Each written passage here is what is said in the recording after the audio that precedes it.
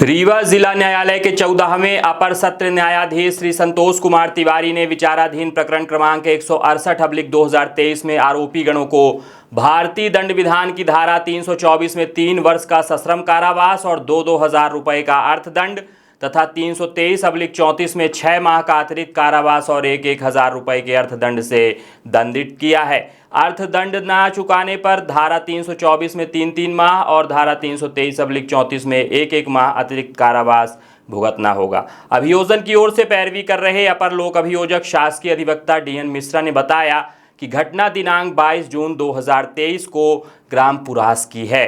फरियादी रमाकांत तिवारी सुबह 8:30 बजे अपने घर पर थे, तभी उनके चचेरे भाई आरोपी आदित्य प्रसाद तिवारी मवेशी को बांधने के लिए पर्ची उनकी ही जमीन में बढ़ाकर बना रहे थे, तो रमाकांत ने जाकर मना किया कि उसकी जमीन में बढ़ाकर मत बनाओ।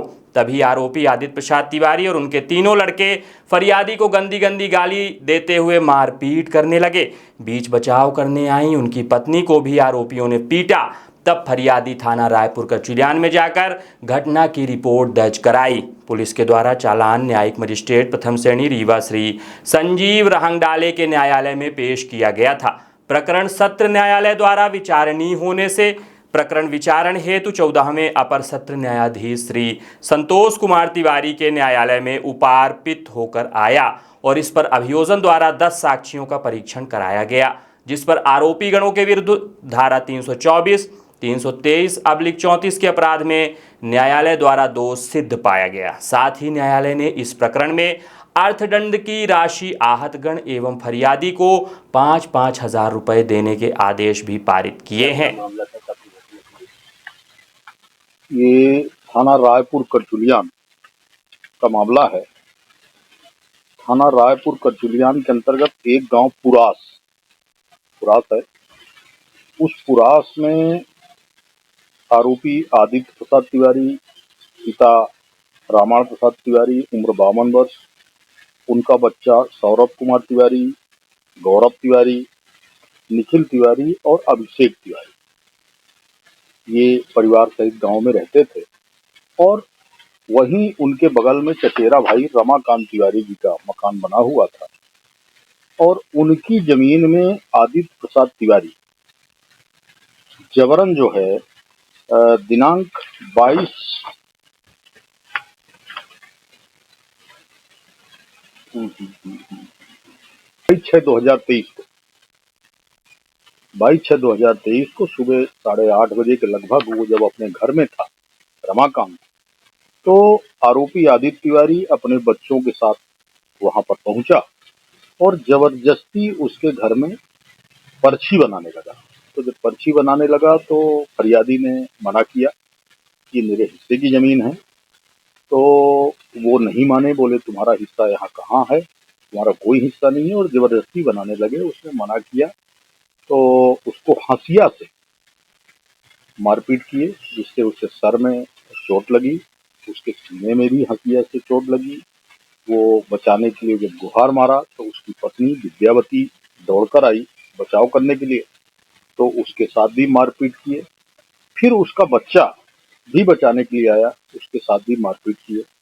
इस तरह से वो तीनों लहूलुहान हो गए। इस घटना को उनकी बहू देख रही थी, बीच बचाव करने के लिए भी दौड़ी, गांव के लोग भी दौड़े हल्ला गुहार पर।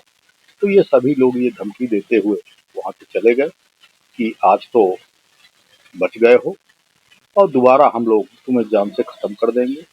इसके पश्चात फरियादी इस मारपीट से फरियादी और फरियादी की पत्नी और उसका पुत्र घायल हुआ था। तीनों रायपुर कचुलियान थाना पहुंचे, जहां पर पुलिस ने अपराध क्रमांक 251/23, धारा 294, 323, 506/34 का मामला पंजीबद्ध किया और तीनों आहत गणों को CSC गंगेय चिकित्सकीय परीक्षण के लिए भेज दिया गया।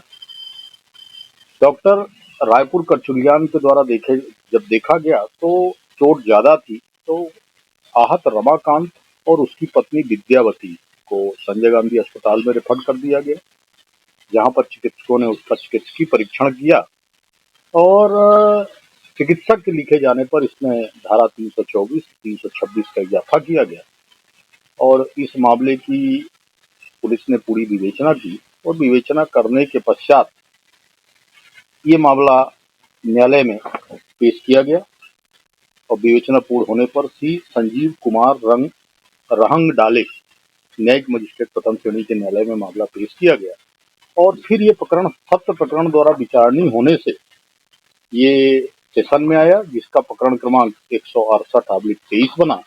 इस पर मेरे द्वारा पैरवी की गई और इस पे कुल 10 साक्ष्यों के परीक्षण मेरे द्वारा कराए गए हैं और न्यायालय ने धारा 324/34, धारा 323/34 में सभी पांचों आरोपी आदित्य प्रसाद तिवारी, सौरभ कुमार तिवारी, गौरव तिवारी, निखिल तिवारी और अभिषेक तिवारी को दोषी पाया है और इनमें धारा 324 में 3 वर्ष का सश्रम कारावास और 2,000 रुपए का अर्थदंड और धारा 323/34 में 1 वर्ष का सश्रम कारावास और 1,000 रुपए के अर्थदंड से दंडित किया।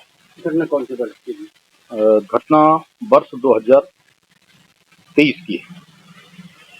यह निकल करके आई है कि इस पे जो अर्थदंड की राशि जमा करने के आदेश दिए गए उस पर से जो फरियादी और आहतगण हैं उनको जुर्माने की राशि वापस करने के भी आदेश अपील अवधि पश्चात करने के आदेश माननीय न्यायालय द्वारा पारित किए।